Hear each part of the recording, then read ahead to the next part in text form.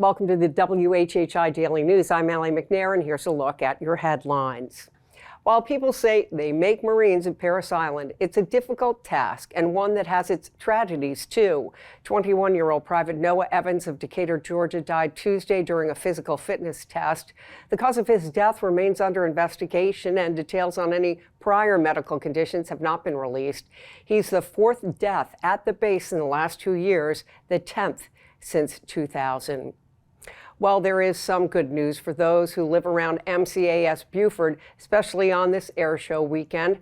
The results of testing for what are called forever chemicals show no dangerous levels of PFAS after past testing had found compounds in well water around the base above acceptable limits. Most of the private homes in the area and on the base don't use wells, but instead get their water from the Beaufort Jasper Water and Sewer Authority. And that system has been given a clean bill of health. 2 Bluffton teens were hospitalized after a crash Tuesday afternoon at the intersection of Bluffton Parkway and Pinecrest Drive.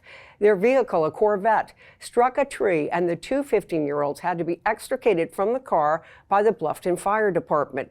As of Wednesday, one of the teens was listed in critical condition, the other in stable condition. The state legislature is now dealing with bills that have passed one house, but not yet the other, like the state budget.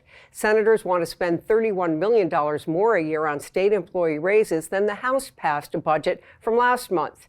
The Senate version of the bill tweaks the levels of the raises slightly. Suffice it to say that if that one moves forward and you're a teacher or work for the state, you're going to get a raise of at least 3%, and there won't be any extra taken out for health insurance. Now, neither house has approved the teacher retention bonuses pushed for by the governor. In just a few minutes, we'll speak with State Senator Tom Davis about workforce housing efforts and other legislation. Well, Florida Governor Ron DeSantis says he's not going to make a final decision on running for president until early next month. But his barnstorming trip in South Carolina Wednesday certainly looked more like the beginnings of a campaign for office than a book tour. In his closest stop to any of our neighborhoods yet, DeSantis spoke in North Charleston against transgender athletes, diversity, and inclusion efforts.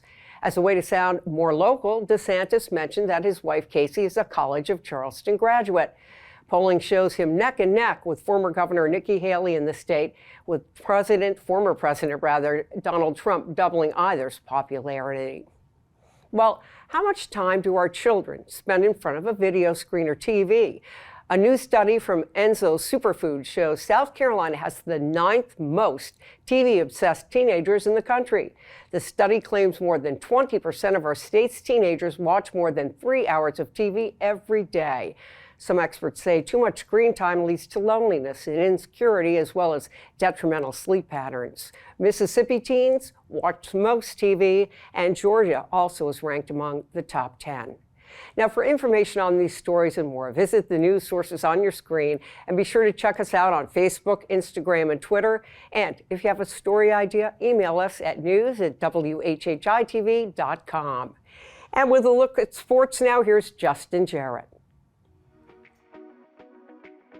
Hey, it's time for Last Night in the Lowco on WHHI, powered by LowcoSports.com. The high school lacrosse playoffs continued last night with the boys' turn to face off, and 2 Lowco squads are moving on. Hilton Head High bounced county rival Beaufort 20-5 behind a monster game from Brady Saba with 7 goals and 6 assists, along with 5 goals and 4 assists for Bill Fielding and 6 goals and an assist from Sam Thibodeau. And May River trounced James Island 18-8 with 5 goals and 4 assists from Brooks Van Esselston. The Colleton County Cougars swept the May River Sharks on the Diamonds Monday in Walterboro, and the Cougars made the return trip to Landshark Park last night. May River baseball bounced back to smack 15 hits, including 3 each from Trace Mishik and Joseph Schroeder, and pull away for a 12-4 win.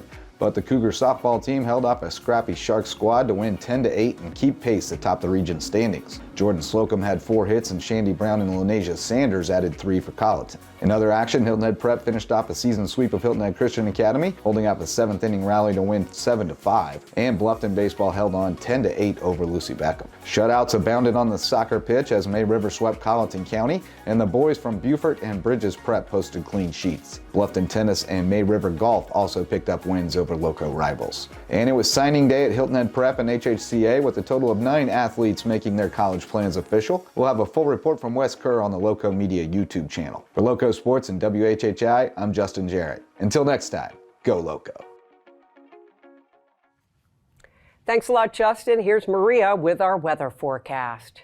Thanks, Allie. Yep, so taking a look ahead, it does look like we're going to see some nice weather the rest of this week, but we are going to see some thunderstorms rolling in on Saturday. Taking a look at Friday, however, it's going to be partly cloudy with a couple late night showers. Hilton's going to have a high of 77, a low of 63. Bluffton's going to have a high of 80, a low of 59. And Beaufort's going to have a high of 79 and a low of 61. The sunrise for Friday is going to be at 6:47 and sunset's going to be at 7:56. Taking a look at the beach tides, high tide's going to be at 10:56 a.m. and low tide's going to be at 5:59 p.m.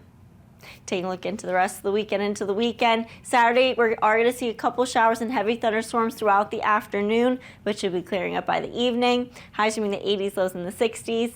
Come Sunday, it's going to be sunny with highs in the 70s and lows in the 50s. And then come Monday, it's just going to be cloudy with highs in the 70s and lows back down into the 50s. That's it for today. Let's head it back to the desk. Thanks, Maria. Coming up next, we will speak with State Senator Tom Davis about workforce housing. Stay right there.